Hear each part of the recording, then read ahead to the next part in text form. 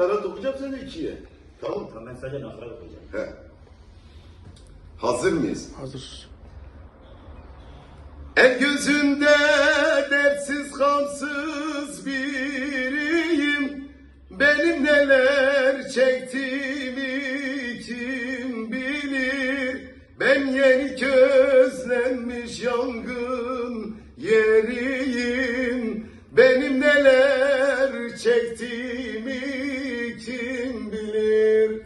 Sinemdedir benim derdim, dağlarım, ben yaramı gizli sarar.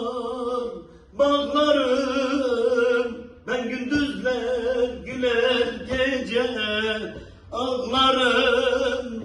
Benim neler çektiğimi kim bilir.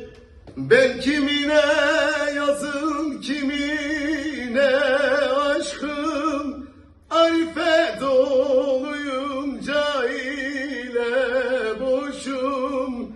Bekosuz kalası bedensiz başım. Benim neler çektiğimi kim bilir.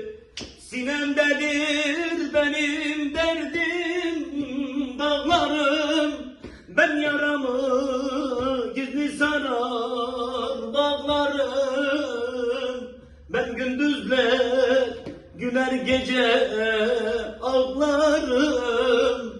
Benim neler çektiğimi kim